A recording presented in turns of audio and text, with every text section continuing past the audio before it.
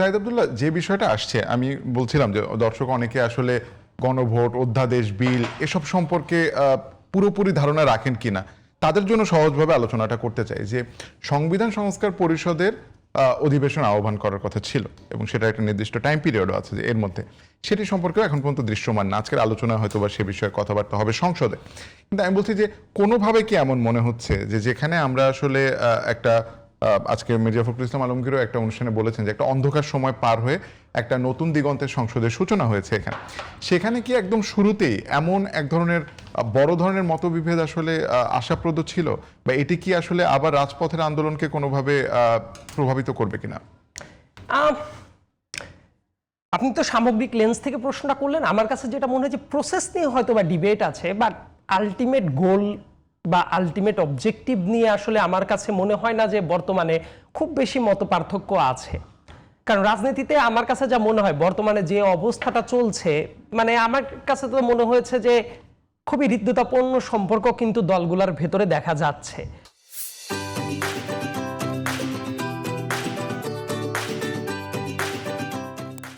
হ্যাঁ, টুকটাক বাক বিতণ্ডা, টুকটাক কথাবার্তা এটা তো চলতেই পারে, কিন্তু দেখেন ইফতারে এক দলের প্রধান আরেকজনের কাছে যাচ্ছেন, এমনকি সংসদেও জামাতের নেতাকে নিয়ে একসাথে প্রধানমন্ত্রী তার রুমে নিয়ে বৈঠক করছেন, এনসিপির নাহিদ ইসলামের বাসায় গিয়ে কথাবার্তা বলছেন, সংসদের গ্যাপেও ভিডিওগুলো তো দেখা যায়। সেই জায়গায় আমি যথেষ্ট হৃদ্যতাপূর্ণ সম্পর্কই দেখছি। সো টুকটাক তো আর্গুমেন্ট চলতে থাকবে, আর্গুমেন্ট না চললে তো তাইলে ভাই ওইটা নিষ্ক্রিয় মরুভূমির মতো ব্যাপার স্যাপার হয়ে যাবে। তো আমার কাছে মনে হয় না যে খুব বেশি মতভেদ এখন পর্যন্ত আছে। প্রসেসগুলো নিয়ে কথাবার্তা হতে পারে, আর যেহেতু সংসদের অধিবেশনটা চলছে, ইনফ্যাক্ট রানিং অধিবেশনটা চলছে, সো এই আলাপ আলোচনার মাধ্যমেও কিন্তু কিছু না কিছু সমাধান চলে আসবে। কারণ আলটিমেট এইম কিন্তু বাংলাদেশের মানুষ তো সংস্কার জেনুইনলি চায়, আমরাও চাই, আপনিও চান, সবাই চায়। এখন কোন প্রক্রিয়ার মাধ্যমে যাবে সেটা নিয়ে ডিবেট হইতে পারে। কারণ আমি তো নিজেই চাই যে তত্ত্বাবধায়ক সরকার ব্যবস্থা ভ্যালিড থাক, তাহলে বাংলাদেশে ফেয়ার ইলেকশন অন্তত পক্ষে বিদ্যমান পরিস্থিতিতে বিশ্বাসযোগ্যতাটা নষ্ট হবে।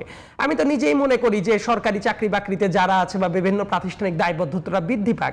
আমি নিজেই চাই যারা কোনো দায়িত্বশীল চেয়ারে বসবেন, ধরেন যে মন্ত্রী হোক, এমপি হোক, তারা জনগণের কাছে দায়বদ্ধ থাক, ইরেসপেক্টিভ অফ পলিটিক্যাল পার্টি। দিন শেষে তো বাংলাদেশ একটা ভালো বাংলাদেশ পাইতে হবে, রাইট? সেটা আপনার জন্য, এক্স ওয়াই জেড প্রত্যেকটা দলের জন্যই। সেই প্রসেসটা নিয়ে আর্গুমেন্ট হইতে পারে, কিন্তু প্রসেসটার ভেতরে যখন ঘাপলাটা কোথায় হয়, আপনি যখন একচেটিয়া বলতে থাকবেন অমকে তো এটা চায় না, অমকে শিলং অমক, আপনি একটা গুমের ব্যাপারকে নর্মালাইজ করে ফেলেছেন, ইট হ্যাপেন্ড। এই ব্যাপারটা উল্টা যদি কথা বলা হয় তাহলে আবার খুব গায়ে লাগবে। আজকে যখন আনিস আলমগীর বক্তব্য দিয়েছে এটা প্রতিবাদ কিন্তু আপনারা করেন নাই যে আনিস আলমগীর, আমি ওটাতে ফিরবো যে উপস্থিত I am not Anis Alamgir, আমি সাইদ আব্দুল্লাহ। সাইদ আব্দুল্লাহ যেটা বলছে, Saeed Abdullah could be liable for his own words. যে বিষয়ে বলছেন সেই বিষয়ে আমি কথা বলতেছি। আমি আনিস আলমগীরও না, তার রাজনীতিকে আমি সাবস্ক্রাইব করি না। আমি তো আনিস আলমগীর কি বললো তার কি কথা আমি বলতে পারি। আমার মনে হয় যে আমরা কথা আগাইতে থাকি, তাহলে আনিস আলমগীর কি বলবে সেটা আনিস আলমগীরের সাথে যখন বসবেন সেটা নিয়ে আলাপ আলোচনা করব। তিনি অবশ্যই প্রতিবাদ করা উচিত ছিল, দরকার ছিল। আনিস আলমগীর তো বিএনপিরও কেউ না, রাইট? এবং আমি ব্যক্তিগতভাবে আনিস আলমগীর, তাহলে আনিস আলমগীর কোথায় কি বলেছে আমি জানি না, ওইটার আনিস আলমগীরের সাথে বুঝবেন না। আপনি যখন let us be on very focal point, আমরা অন্য সব আলোচনা বাদ দেই। তারপরে দেখেন ঐতিহাসিক যে দায়, আমার কাছে মনে হয় যে বর্তমানে রাজনৈতিক যে হৃদ্যতার জায়গাটা চলছে, এটার মাধ্যমে আলাপ আলোচনার মাধ্যমে কি হয়, এই রশি টানাটানির জায়গাটা কখনো দেখবেন রাজনৈতিক সমঝোতার মাধ্যমে একটু ছাড় দেওয়া, একটু হয়, এই জিনিসটা আমার কাছে মনে হয় যে আলটিমেট এইমের দিকে ধীরে ধীরে এগিয়ে যাবে। কিন্তু প্রসেসটা নিয়ে দেখেন, প্রসেসটা নিয়ে সংকটটা কোথায় শুরু হয়। ভাই তো অনেকক্ষণ ধরে কথা বলছিলেন বিএনপির এই ঐতিহাসিক দায় আছে, ওই ঐতিহাসিক দায় আছে, এই যে গণভোটের যে ব্যাপারটা, আমি তো বললাম, আপনি প্রশ্নটা করেছেন, আমি মনে করছিলাম ভাই উত্তরটা দিবেন, ভাই অনেক কথাবার্তা বললেন, কিন্তু এটার মাধ্যমে যে গণভোটের রায়টা বা এই ব্যাপারটা যে অবৈধ হয়ে যাচ্ছে না, এটা কিন্তু ক্রিস্টাল ক্লিয়ার স্টেটমেন্ট, যেটা সেই স্টেটমেন্টটা অনেক জায়গা থেকে ক্লিয়ারলি আসে না। আপনি বুঝতে পারেন না আমি কি বলছি। আমি বলছি যে আপনি যে বলতেছেন আপনাদের অনেক জায়গা থেকে এটা বলা হয়েছে গণভোটে এই যে বাতিল হয়ে গেল, সবকিছু হয়ে গেল।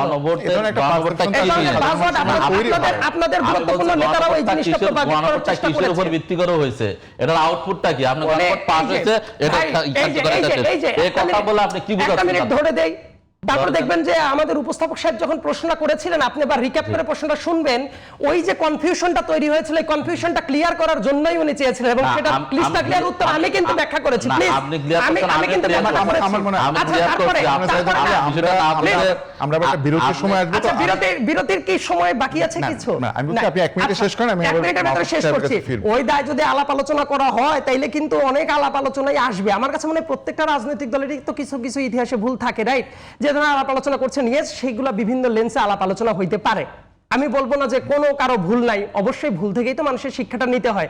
তো উনি যেহেতু বিএনপির অনেকগুলো দোষ টোষ ধরলেন, তো তাইলে কোনোদিন যদি আওয়ামী লীগ এসে বলে ঠিক আছে আমরা একটু গণহত্যা না হয় চালাইছিলাম, যদি কিন্তু দিয়ে যদি ভুল টুল হয়ে যায়, ভুল হয়ে যদি যায়, তাহলে ক্ষমা করতেও পারেন, এটা বললে নিশ্চয়ই মানবেন না।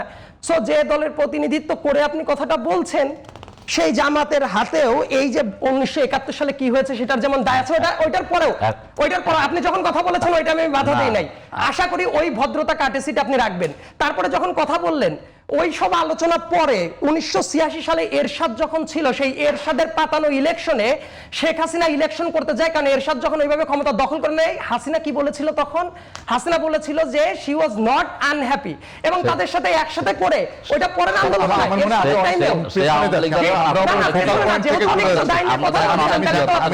জবাবটা পাইতেও হবে। 2008 সালের ইলেকশনে